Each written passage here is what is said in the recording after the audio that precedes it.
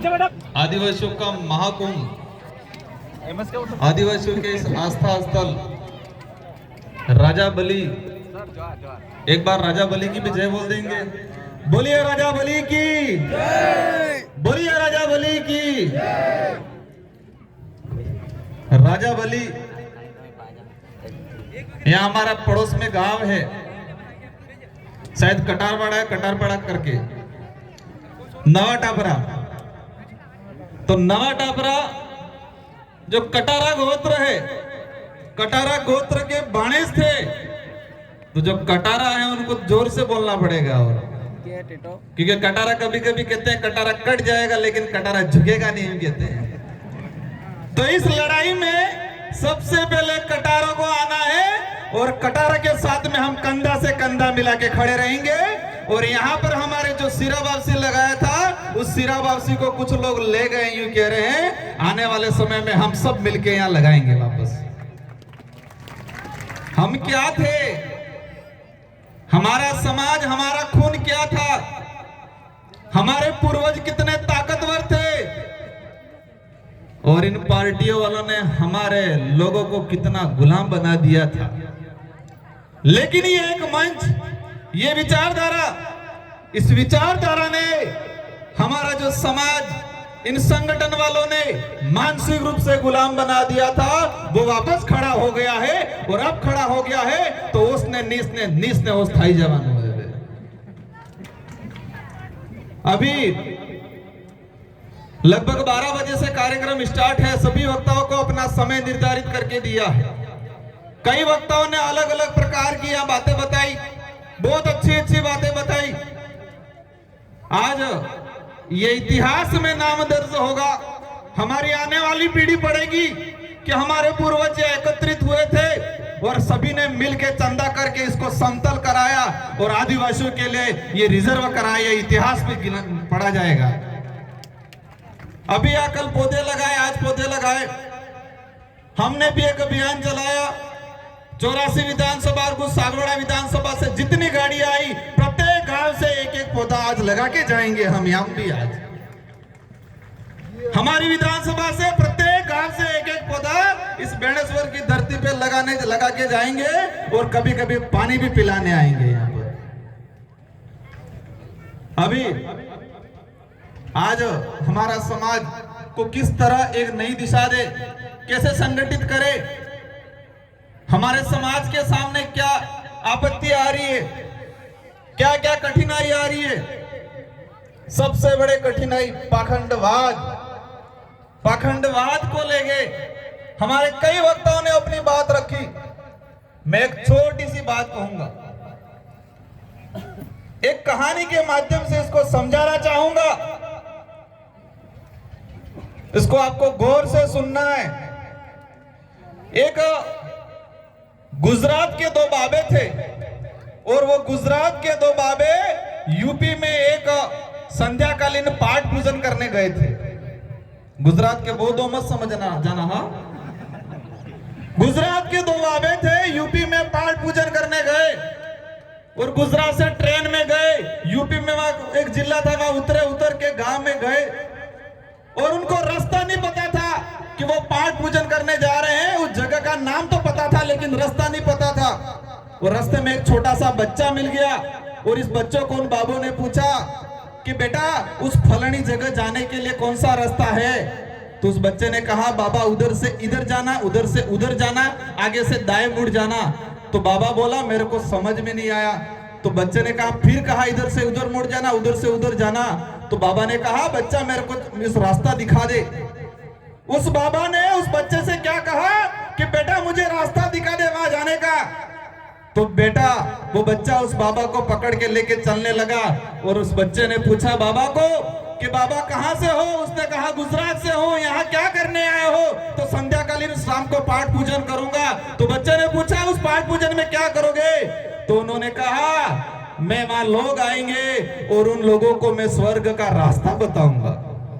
तो बच्चा जोर जोर से हंसने लगा और फिर कहने लगा जिस बाबा को खुद का रास्ता नहीं पता है वो खाक स्वर्ग का रास्ता बताएगा। जिस बाबा को खुद का रास्ता नहीं पता है वो खाक स्वर्ग का रास्ता बताएगा। छोटे से बच्चे को ये बात समझ में आई, और हमारे लोग चिल्ला चिल्ला के कह रहे अभी तक किसको समझ में नहीं आ रहा ये पाखंडवाद क्या चीज है।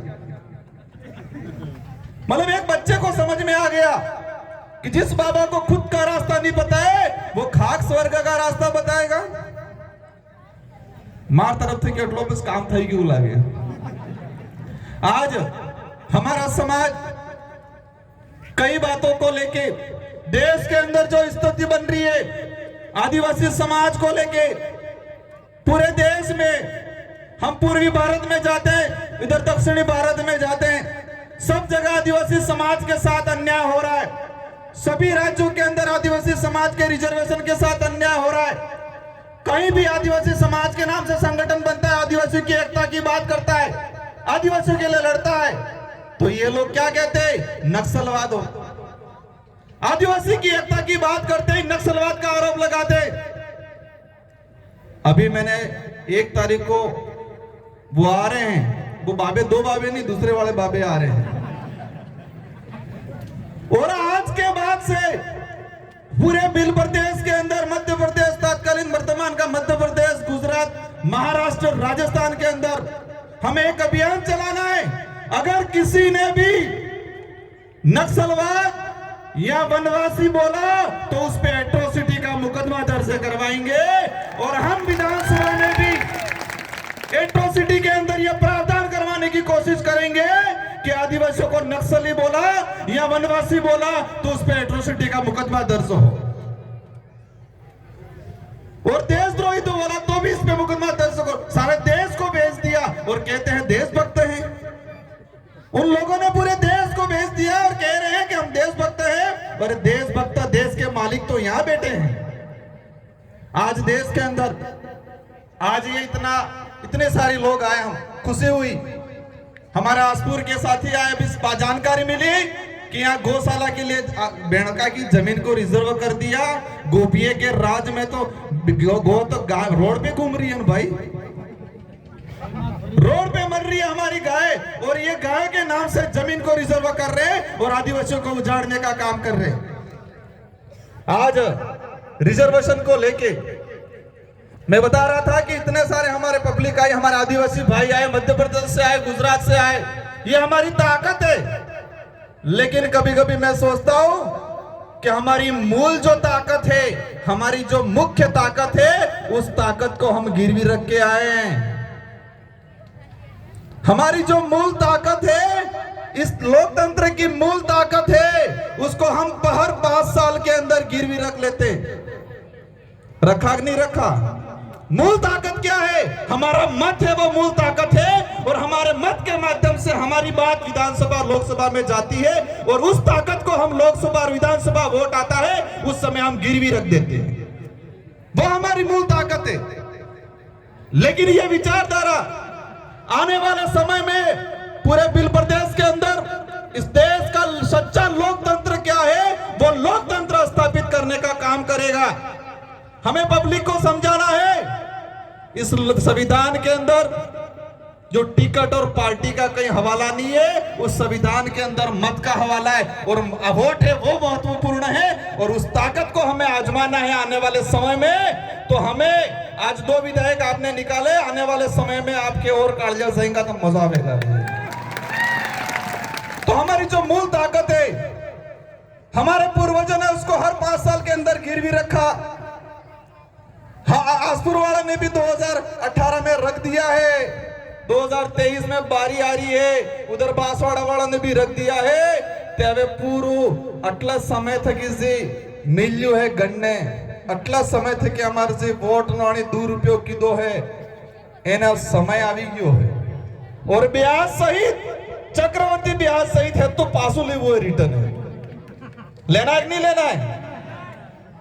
क्योंकि हमारा लोकतंत्र के अंदर प्रावधान है पब्लिक का राज, जनता का राज। तो सारी जनता नहीं जा सकती है, लेकिन जनता द्वारा चुना हुआ एक जनप्रतिनिधि विधानसभा और लोकसभा में जाएगा। आपकी सोच के अनुरूप, आपकी विचारधारा का, आपके द्वारा सिलेक्शन किया हुआ आदमी जाएगा, तो उनकी कभी हिम्मत नहीं होगी नक्सलवाद, वनवासी बोलने की हिम्मत नहीं होगी। विधानसभा में हम दोनों ने ऐसा ऐसा बोला, विपक्ष वाले पहले हमेशा वनवासी भूल गए, वनवासी कहना भी थोड़ा थोड़ा भूल गए। जनजाति से वनवासी से अभी जनजाति पे आ गए हैं, और आप चिंता मत करो, आने वाले समय में जनजाति से आदिवासी पर भी आ जाएंगे। आज हमारे पूर्व वक्ता शायद संचालक महोदय पीछे खड़े हो गए हैं, लेकिन मैं आप सबको एक बात कहना चाहूंगा। आज जिन वक्ताओं ने जो बात बोली है, यहाँ पर सिर्फ तालियां बजा के और यहाँ पर हमें सीना चौड़ा करके इतना ही करके भूलना नहीं है, ये बात गांठ बांध लेनी है और समय समय पे उसका मुकाबला करना है। गांठ बांध के घर पे ले जाना है, घर पे ले जाके गांव में बताना है, और पूरे आदिवासी समाज को, और आने वाले समय में देश लेवल पे पूरे एससी समाज को, ओबीसी समाज को, तीनों जो पिछड़ा दलित